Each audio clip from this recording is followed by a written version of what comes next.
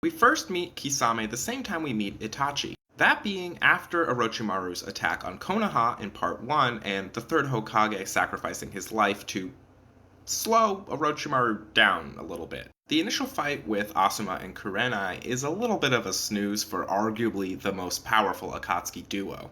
And while the addition of Kakashi helps, it's still not quite enough to provide a challenge.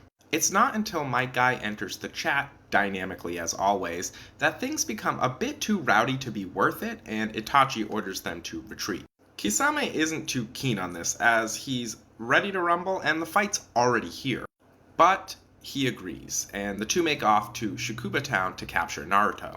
After Itachi lures away Jiraiya using frankly horrific means, they confront Naruto. Kisame shows a bit of a sadistic side here, and mentions wanting to cut off Naruto's arms and legs to make the job easier. A bit extreme, but admittedly not wrong.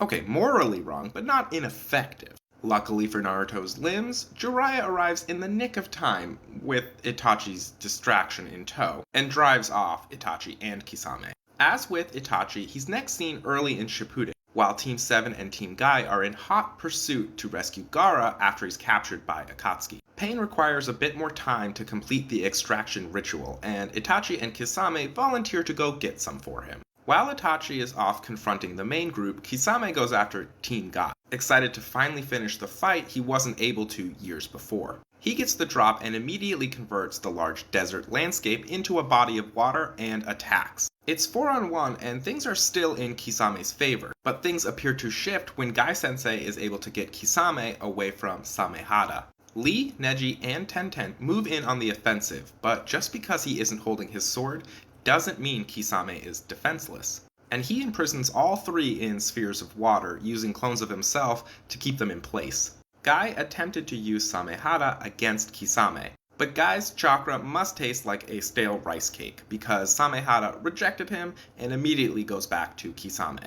This is the 1v1 brawl Kisame has been looking forward to, and Kisame lets loose, pushing Guy to the point where he has to open the 6th gate, to knock through his defenses and obliterate Kisame with an Asa Kujaku, or Morning Peacock. Kisame is killed instantly.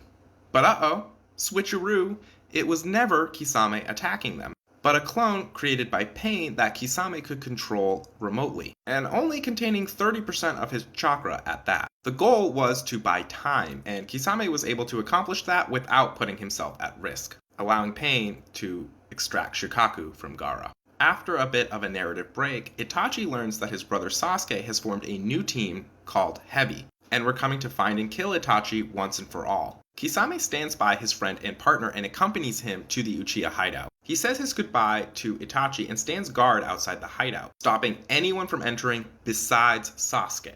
Hebi arrives, and while Sasuke leaves for some family time, Kisame confronts the others, particularly Suigetsu, as he is also from the Mist Village, and he has whatever the fishy equivalent of beef is with the 7 swordsmen of the Mist. Suigetsu intends to defeat Kisame and take Samehada for himself. Cute, but not gonna happen. We don't even get to see most of the fight, and it apparently amounts to nothing as it is stopped by Zetsu. After Itachi's death, Kisame is approached by Obito, who reveals himself to be the Madara of his past, and learning he is the one behind Pain, convinces Kisame to continue to work with Akatsuki, which he does by assisting in the capture and extraction of the remaining tailed beasts. After Sasuke fights and captures Killer Bee, he brings Bee back to Kisame, who informs Sasuke that this bee is a fake. We've all known some fake bees. Eventually, Obito sends Kisame to get Bee himself. The two clash, and this might be the first time we see Kisame in a legitimate challenge. Able to use Samehada to absorb a large amount of Bee's chakra, as well as the 8 tails.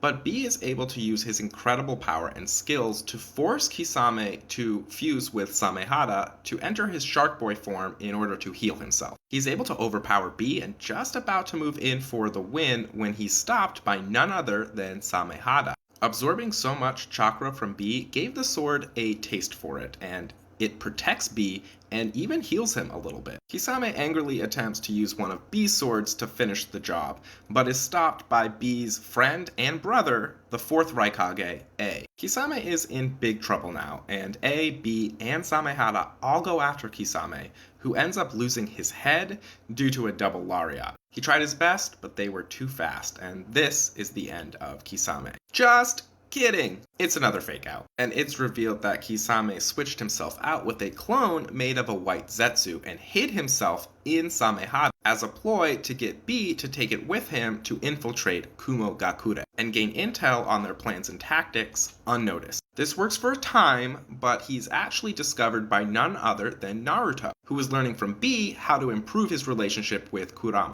With the cat out of the bag, Kisame attempts to escape. Once again, Kisame runs into his eternal rival, Might Guy.